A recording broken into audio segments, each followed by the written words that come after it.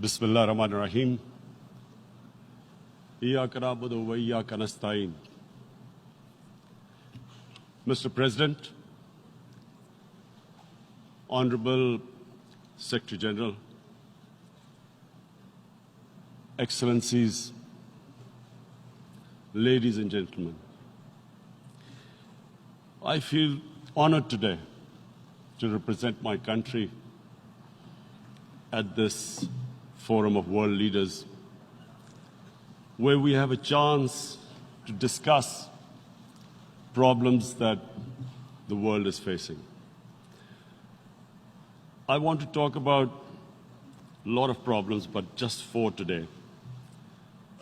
And I especially came to this forum despite a difficult time in my country, facing challenges. I would not have come, but because I feel that there are some very urgent problems which the world must address. So first of all, I start with climate change. So many leaders have talked about climate change. But Mr. President, I feel that there is a lack of seriousness. Perhaps world leaders do not, some of the leaders who can do a lot, do not realize the urgency of the situation. We have a lot of ideas, but as someone said, ideas without funding is mere hallucination. Pakistan, I'll give you an start with my own country. Our country is amongst the top 10 nations in the world which are most affected by climate change. We depend upon our rivers. We are mainly an agricultural country. And 80% of the water in our rivers comes from our glaciers. The glaciers, not just on the Pakistani side, even India. The river, the 80% of the water in Ganges and the Indian rivers also comes from the glaciers, from the Himalayan glaciers, Karakoram, Hindu Kush. And these glaciers are melting at quite a rapid pace. We detected already 5,000 glacial lakes in our mountains. And if this keeps going, if nothing is done, we are scared that humans are facing a huge catastrophe. In my country, when my party came to power in the province of KP, we planted 1 billion trees in 5 years. Now we've set ourselves a target of 10 billion trees in Pakistan. Idea being to counter this, the effects of global warming. But one country cannot do anything. This has to be a combined effort of the world. My optimism comes from the fact that humans, the Almighty has endowed humans with great powers. We can do anything, provided our survival instinct is stirred up. And this is really what I hope that the United Nations will take a lead in this. There must be more emphasis. Richer countries must be pushed. Countries that are responsible for, mainly are responsible for greenhouse gas emissions. They must be pushed because our country contributes minuscule amount to greenhouse gases.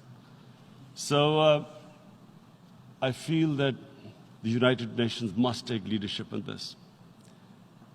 My second issue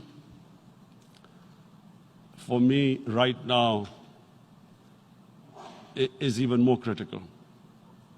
Mr. President, every year, billions of dollars leave the poorer countries and go towards rich countries. billions of dollars siphoned off by the ruling elites of the developing world. And they find their way into Western bank accounts, offshore accounts, tax havens, expensive properties hidden behind companies bought in Western capitals. Mr. President, this is devastating the developing world. This is causing more poverty, debts. It's impoverishing the developing world. The difference between rich and poor countries is growing because of this. Money laundering, which happens because money leaves the poorer countries into rich countries, is not treated the same as, for instance, money from drugs or terror financing. The seriousness which terror financing and money from drugs, the way it is treated, it's not the same. The way the poor countries are being plundered by their elites. It's not happening. In my country, when I took charge of our government a year back, in the 10 years preceding that, our total debt went up 4 times. The debt we had accumulated in 60 years, just in 10 years, it went up 4 times. As a result, the total revenue we collected in 1 year, half of it went into debt servicing. How are we going to spend money on our human beings, 220 million people, when half the money is going into debt servicing?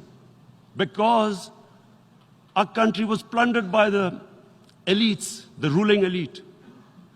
And easily they could get the money out. And when, Mr. President, we located properties in Western capitals bought by this money through corruption and money laundering, located the properties of these corrupt leaders, we find it so difficult to retrieve it.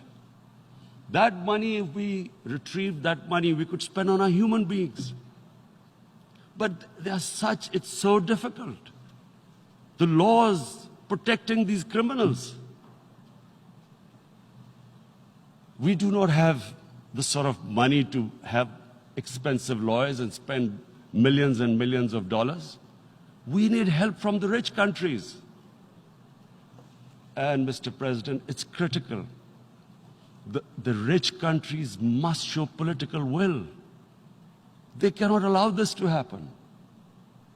How can the poor countries spend money on human development, which the United Nations asks, SDG? How are we going to do it when this money can easily leave our countries? So, unless the rich countries intend to build walls to stop economic refugees coming as we see right now, they must take action. They must take action now. It must be a deterrent. Corrupt ruling elites should not be able to take money out easily and park it into foreign bank accounts and into these properties abroad. And I never understand why. Why do we have these tax havens? Why is this allowed? Why shouldn't rich people pay taxes? Why is it legal to have these tax havens where you have these secret accounts? Because, the world is changing. The population of the world is growing. Sooner or later, you're going to have a crisis. If the poor get poorer and the rich get richer, there is going to be a crisis sooner or later. So this is my second point. I hope that the United Nations takes a lead in this. It involves the IMF, the World Bank, Asian Development Bank. They must find a way of stopping this plunder of the developing world. My third point is Islamophobia. There are 1.3 billion Muslims in this world. There are millions of Muslims living in other countries, European countries, in the US, as minorities. Islamophobia since 9/11 has grown at a pace where it is alarming. Human communities live together. There should be understanding amongst them. But Islamophobia is creating a division. Muslim women wearing hijab, it's become an issue. It's become an issue in some countries. Hijab is some sort of a weapon. A woman can take off her clothes in countries, but she can't put on more clothes. How is this happening? Because of Islamophobia. And how did this Islamophobia start? After 9/11. And why did it start? Because certain Western leaders equated terrorism with Islam. Islamic terrorism. Radical Islam. What is radical Islam? There is only one Islam. And that is the Islam we follow of Prophet Muhammad sallallahu alaihi wasallam. There is no other Islam. Radical Islam, Islamic terrorism, what message did they send to people in the West? And why is there Islamophobia? How is a person in New York, in the Midwest, in the US, in European capital, how is he going to distinguish between who is a moderate Muslim and who's a radical Muslim? Because terrorism has nothing to do with any religion. This Islamic terrorism, Islamic radicalism, and sadly used by leaders, this has been the main reason for this Islamophobia. And it has caused pain amongst Muslims. We in Muslim countries watch this Islamophobia traveling abroad, and it's getting worse. And may I just say, Mr. President, that in European countries, it is marginalizing Muslim communities. And we all know that marginalization leads to radicalization. Some of the people who ended up as militants in Syria and other places were from marginalized Muslim communities. And my point here is that we must address this issue. I'm sad to say that we Muslim leaders have not addressed this issue either. After 9/11, when this thing came about war against radical Islam, rather than Muslim leaders trying to explain to the West that there is no such thing as radical Islam, in all human communities, they are radicals. They're liberals and rest are moderate. All human communities, Christians, Jews, everyone has it. But Islam is not radical, neither Judaism, neither Christianity, neither Hinduism. No religion preaches radicalism.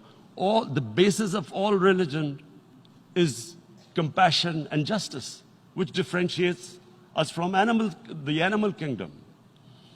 But unfortunately, the Muslim leadership was so scared of being called radical Islam that all of them became moderates. In Pakistan, we were in the eye of the storm, and our government coined a phrase called enlightened moderation. No one knows what it meant. But everyone started putting on Western suits that they were moderates, started speaking. Even those who didn't know English would speak English because they were moderates. No one had a clue what it was. Because we, in the Muslim world, did not explain to the West that there is no such thing as radical Islam. One of the reasons why, after 9/11, Islam was supposed to be equated with terrorism was suicide attacks. Because the 9/11 bombers did a suicide attack, all sorts of theories came up that the Muslims are involved in suicide attacks because they will get virgin in heavens. Some came up with, what about women, suicide attackers? So this bizarre thing happened. No one explained. Suicide attacks and Islam were equated. No one did research that before 9/11, the majority of suicide attacks in the world were by Tamil Tigers, who were Hindus. No one blamed Hinduism, and quite rightly. What has Hinduism got to do with what desperate people were doing in Sri Lanka? We all know we've seen films about Japanese kamikaze pilots at the end of the Second World War doing suicide attacks. No one blamed the religion. But here we were trying to prove we were moderates and not explaining to the West. But the most important thing I wanted to say here today, in explaining this Islamophobia, Mr. President, and I feel it's very important because I've spent, because of I played professional sport in England, I spent a lot of time there. So I know how the Western mind works and how West views religion. So where the misunderstanding about Islam came. And one of the reasons it caused Islamophobia. That was,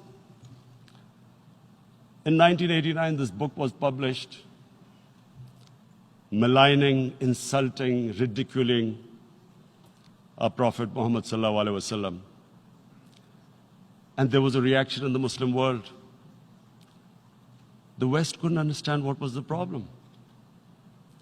Because in the West, because I have spent so much time in the West, religion is perceived completely differently.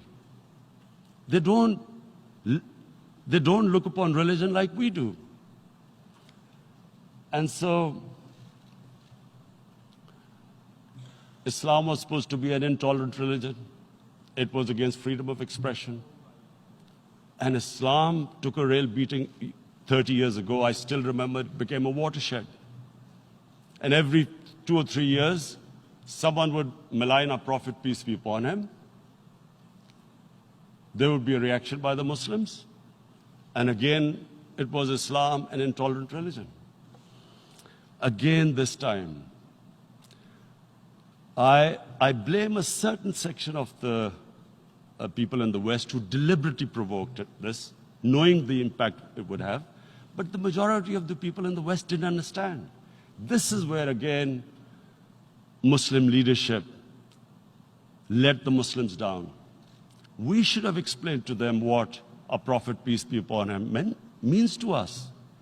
So in 1 minute, I'll try and explain what he means to us. Our Prophet was the witness to the divine book, the Holy Quran. The Holy Quran is the book of guidance for Muslims, and the Prophet's life was living the Quran. He was an example of what the Quran guided us to be. So he is the ideal we all try to get to.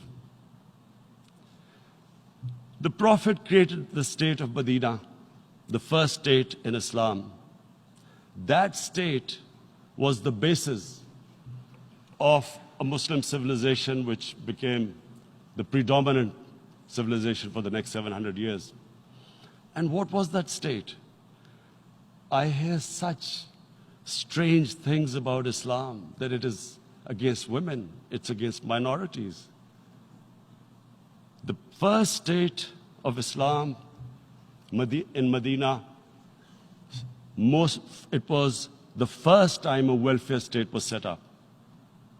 The state took responsibility of the weak, widows, orphans, poor people, handicapped. It taxed the rich, spent the money on the poor. The state announced that all human beings are children of Adam, hence equal, whatever the color of their skin. The state announced, the Prophet announced that, and slavery, the whole system depended on slavery as it did for many years in the Western societies. The Prophet said that one of the greatest deeds is to free a slave. But because the society depended on slavery, he said, but if you have to treat them as an equal member of the family. And as a result, something happened in a Muslim world which hasn't happened in any other civilization. Slave dynasties appeared. Slaves became kings. The Mamluks, slaves who ruled Egypt. In India, there were slave dynasties. And then, with minorities, again, you hear that Islam is supposed to be against minorities. Let me just make this clear. In Islam, the Prophet announced that everyone was free to practice his religion. It was a sacred duty to protect the places of worship of all religions. He announced that every person is equal in front of law, whatever his religion or his color. And this incredible case, and I always quote this, that the fourth Khalifa, the head of state of Medina, he lost a court case against a Jewish citizen. So, number one, it showed there was a rule of law, no one was above law. And number two, that a Jewish citizen was an equal citizen. So, Mr. President, when a Muslim society is unjust to its minorities, it is going against the religion of Islam and our Prophet, peace be upon him. So, it is important to understand this. The Prophet lives in our hearts. When he's ridiculed, when he's insulted, it hurts.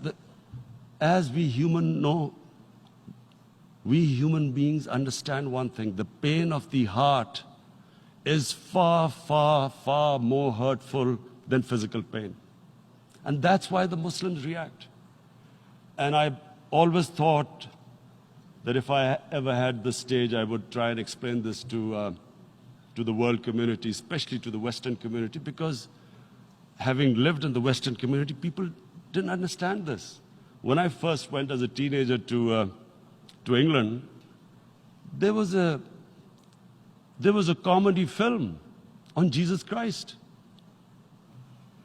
It's unthinkable in Muslim societies. So we need to explain that, look, in a human community, we must be sensitive to what causes pain to other human beings. We have, in the Western society, and quite rightly, the Holocaust is treated with sensitivity because it gives the Jewish community pain. That's all we ask, that do not use freedom of speech to cause us pain by insulting our Holy Prophet. That's all we want. And now, the number fourth point, Mr. President, and this is the most critical point, is the reason why I especially came here. It is about what is happening in Kashmir. Before I go on this, I want to make one thing clear, that when we came to power, my first priority was that Pakistan would be a country which will try its best to bring peace. We had been through this war on terror. We joined the United States war on terror after 2001. And Pakistan went through one of its worst periods where 70,000 Pakistanis died and over 150 billion was lost to our economy. And Mr. President, I opposed the war because in the 80s, Pakistan had joined the Western countries in what was the freedom struggle then in Afghanistan against the Soviets. And it was funded by the Western countries. These Mujahideen groups, which were treated in guerrilla warfare, were trained by Pakistan Army, funded by the Western countries, and especially US, and they waged what was a freedom struggle in Afghanistan. The Soviets called them terrorists. We called them freedom fighters. 1989, the Soviets retreated. The Americans packed up and left. Pakistan was left with these groups. Come 9/11, Pakistan joined the United States in this war on terror. And now our government was supposed to, the reason why I opposed joining this war, because here we had indoctrinated them in jihad, meaning freedom struggle against foreign occupation. Now, because we had joined the US, and the US had occupied Afghanistan, now we were supposed to tell them that, no, this is not freedom struggle and jihad, it's terrorism. So that's why I tried to tell then government that, stay neutral, because you will have leverage over them. You will be able to control them. But if you join them, you become collaborators and they will attack you, which is what happened. They turned against us. We went through a nightmare. 70,000 people killed in a war we had nothing to do with. No Pakistani was involved in 9/11. Taliban were in Afghanistan. Al-Qaeda was in Afghanistan. What had we to do with it? 70,000 Pakistanis died. So when we came to power, we decided that we would dismantle what was left of these groups. And this decision was taken not just by us, but by all the political parties in Pakistan. Unfortunately, they didn't implement it. So we came to power, we decided to implement it, and we dismantled whatever was left of the groups. And I know that India keeps accusing us that there are these groups there. I would like the United Nations to send observers, see for themselves what we've done. No Pakistani government would have dared to do this because it would have created strife. But we decided that there would be no militant organizations in Pakistan. So I need to give you this background and to what I'm going to say later on. And secondly, we started mending fences. I invited the Afghan president. We developed a relationship with Afghanistan. We had problems with Iran. We mended fences there. And then India. Now let me just give you a little background about my relationship with India. Because of cricket, and cricket being it's a passion in the subcontinent, I had great following in India. I have friends in India, and I loved going to India. So immediately, when my party came to power, the first thing we did was to immediately reach out to India. And I spoke to President Modi, and I said, look, we have similar problems. Climate change, poverty, let's get together. Let's resolve our differences through trade. Let's build a relationship on trust. Prime Minister Modi told me that, there were terrorist attacks from Pakistan. I said, we have problems with you. There are terrorist attacks which we know are instigated by India in Balochistan. We caught a spy, Kulbhushan Yadav, who admitted what the sabotage going on in Karachi and Balochistan. So we said, look, let's leave that behind. Let's move forward. Our main priority should be our people. The highest number of poor people live in the Indian subcontinent. Unfortunately, didn't make any headways. Our foreign minister was supposed to meet on this in the UNGA last year. India cancelled it. We thought that it's their election coming up. It's a nationalist, ultra-nationalist party. It doesn't want to cozy up to Pakistan. So we thought, okay, we'll wait till the elections. Meanwhile, a 20-year-old Kashmiri boy, whose father said was radicalized by the security forces in Kashmir, blew himself up on an Indian convoy. Immediately, India blamed us. I I spoke to the Indian public on television. I said, if you give us any iota of proof, we will immediately take action because we've clamped down on these groups. Rather than sending us any proofs, they sent their jets in, they bombed us. We retaliated. A jet, 2 of their planes were shot down, 1 pilot bailed out in Pakistan. We immediately returned the pilot, saying that, look, we do not want any escalation. Rather than taking that as a peace gesture, the entire campaign, almost the entire campaign of Mr. Modi in the election was how he had taught Pakistan a lesson that jets had killed 350 terrorists. Complete lie. They had just killed about 10 trees of ours, which was quite painful given that, we are growing all these trees.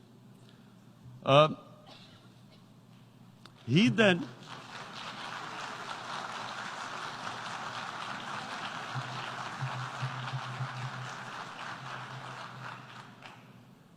the election campaign, Mr. Modi used words like, this is just a trailer. The movie is about to start. I went into Pakistan and taught them a lesson. This was the election campaign. Okay, so we thought, us politicians make all these statements to win elections. So, okay, after elections, we'll get back to our normal relationship. Well, the moment the elections ended, we approached India. No response, but then we discovered they were trying to push us in the FATF blacklist to bankrupt us. That's when we realized there was an agenda. And that agenda became obvious on the 5th August when India went against 11 United Nations Security Council resolutions which say that Kashmir is a disputed territory and the people of Kashmir have the right of self-determination. They went against that.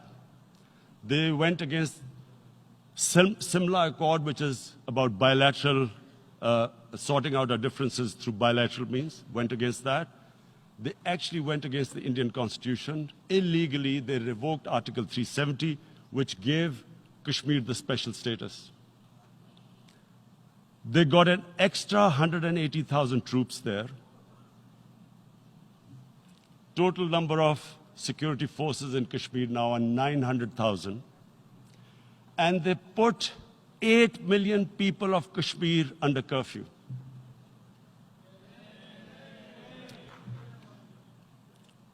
Mr. President, now I just briefly want to make the people understand how can anyone do something like this? And for that, I have to explain to you what is RSS. RSS, Mr. Narendra Modi is a life member of RSS. RSS was an organization that was inspired by Adolf Hitler and Mussolini, came about in 1925. They believed in racial purity, racial superiority. They also believed they were an Aryan race like the Nazi believed they were an Aryan race. All that I'm saying can be verified. This is the time of information revolution. You can Google all this, what I'm saying. But it is very important for me to explain this to you so you know what is happening in India. This RSS believed in the ethnic cleansing of Muslims from India. At one point, there was racial superiority of the Hindu race. Secondly, it was hatred for the Muslims and for the Christians because they believed that this golden age of Hindu civilization was stopped because of Muslim rule centuries back and then the British rule of India. So it was racial superiority and hatred for Muslims and Christians. This is openly stated. You look at the founding fathers of RSS, Golwalkar and Savarkar. Just Google them and you'll find out. And this ideology of hate is what murdered the great Mahatma Gandhi in 1948. It was this ideology of hate that made Narendra Modi in 2002 do a pogrom against Muslims in Gujarat when he was the chief minister. He allowed 3 days for these RSS goons who were inspired by the Hitler brown shirts. They actually wear brown shirts. This RSS, the Congress Home Minister gave a statement that in RSS camps, terrorists are being trained. And these terrorists butchered 2,000 Muslims and 150,000 Muslims were made homeless. Narendra Modi could not travel to the US because of that. And I need to make you understand this background before I explain to you that what sort of a mindset would lay siege to 8 million people with 900,000 troops. Women, children, sick people, locked in as animals. In fact, of what I know of England, if 8 million animals were locked in, the RSPCA would have made a lot of noise about it. These are human beings.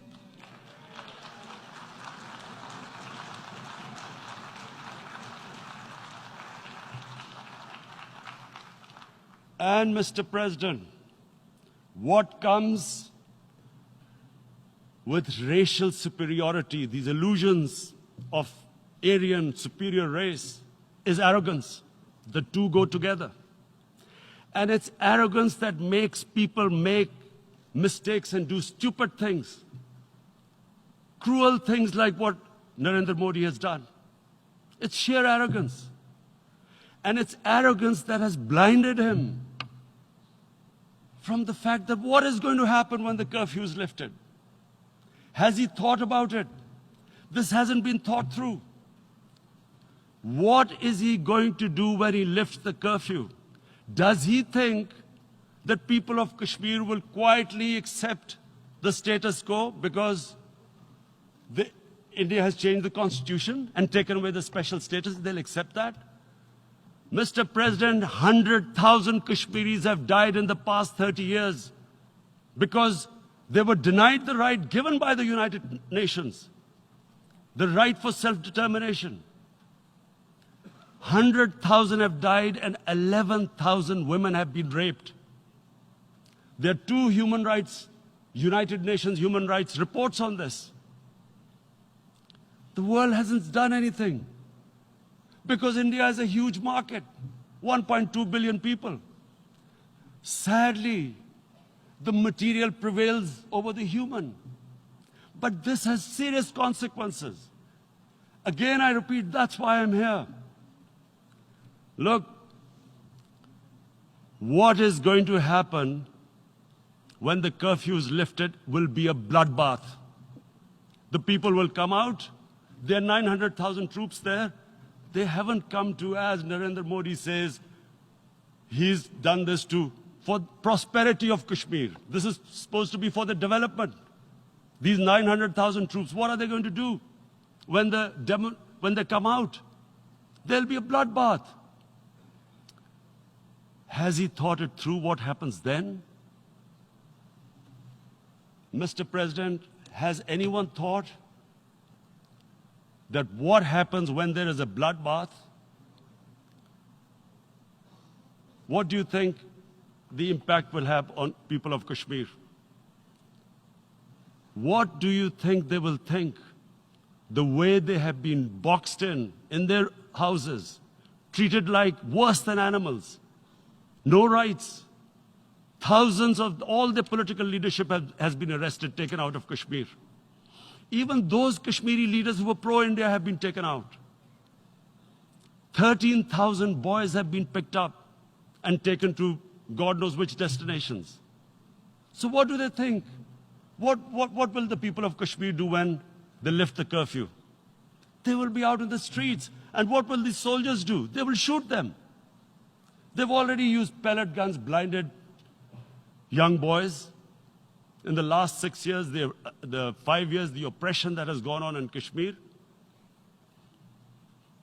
And so, Kashmiris will be further radicalized. Mr. President, there will be another Pulwama. And guess what? India will blame us. They're already blaming us. They're saying all this is happening because of Pakistan. One of their defense ministers said, there are 500 terrorists lined up on the border to go in. Why would Pakistan send 500 terrorists when there are 900,000 troops? What impact are they going to make? What will they do?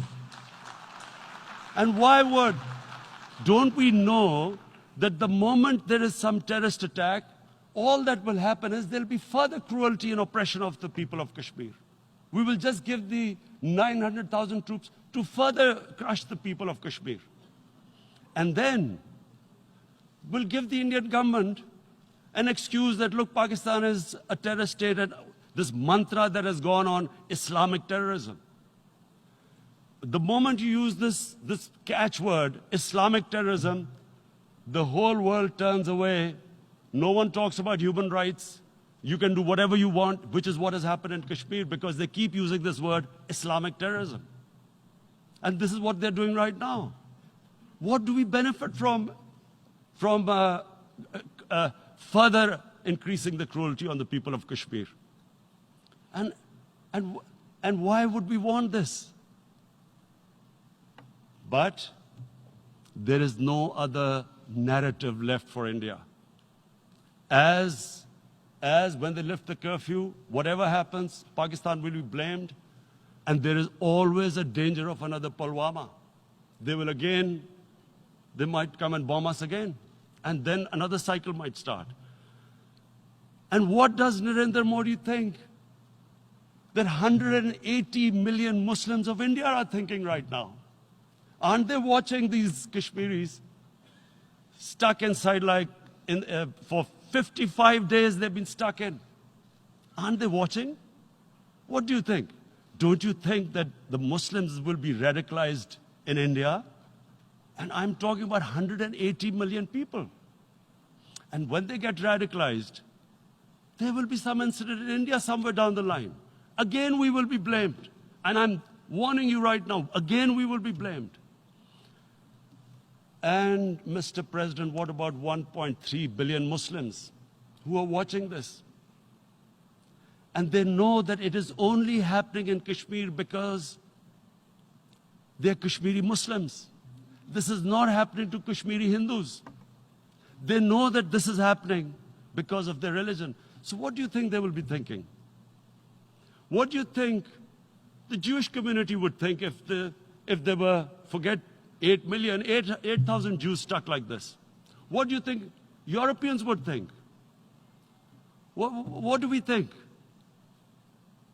I mean, any human community, if their members are stuck like that, what do you think they will think? Are we a children of a lesser God? Is it not going to cause us pain? And then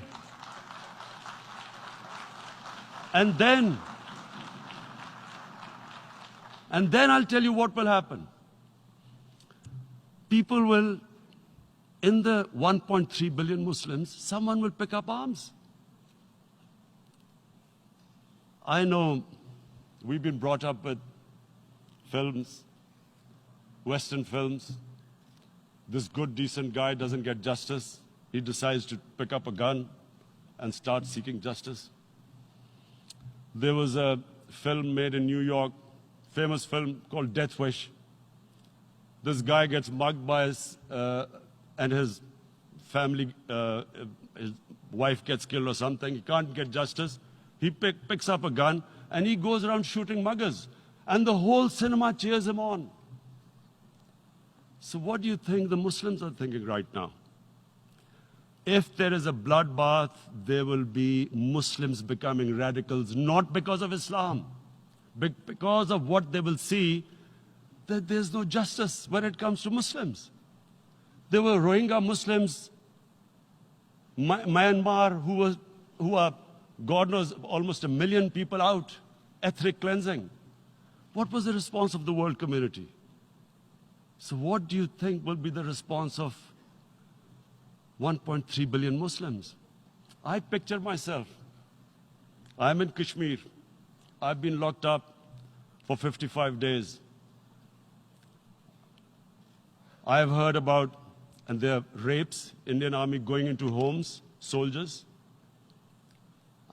Would I want to live this humiliation?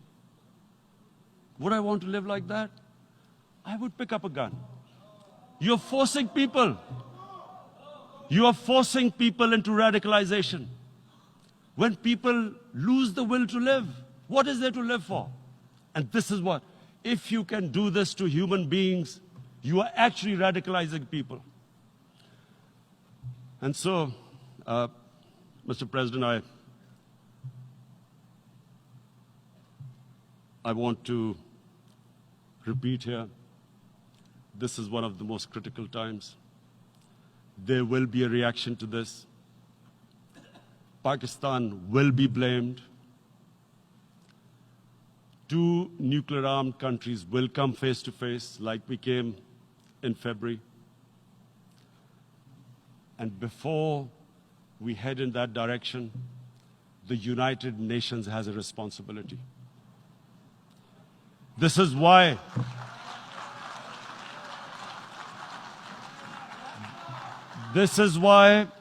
the United Nations came into being in 1945. You were supposed to stop this happening. I feel we are back to 1939, Munich.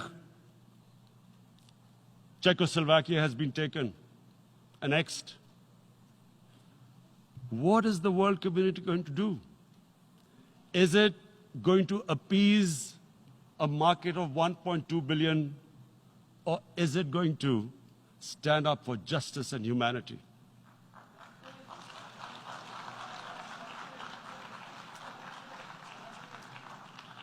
If this goes wrong, you hope for the best, but be prepared for the worst. If a conventional war starts between the 2 countries, Mr. President, if a conventional war starts, and anything could happen, but supposing a country 7 times smaller than its neighbor is faced with the choice, either you surrender or you fight for your freedom till death, what will we do? I ask myself this question. And my belief is, La ilaha illallah, there is no God but one. And we will fight. And when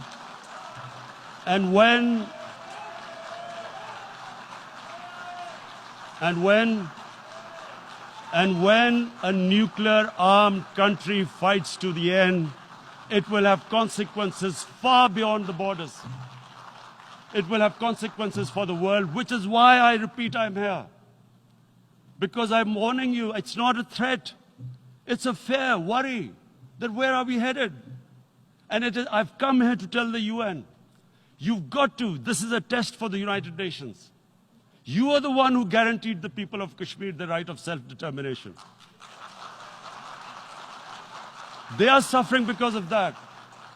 And this is the time. This is the time not to appease like in 1939 appeasement took place. This is the time to take action. And number 1 action must be that India must lift this inhuman curfew, which has lasted for 55 days. It must free all political prisoners, and especially those 13,000 boys that have been picked up. Parents don't know where they've disappeared. And then the world community must give the people of Kashmir the right of self-determination. Thank you.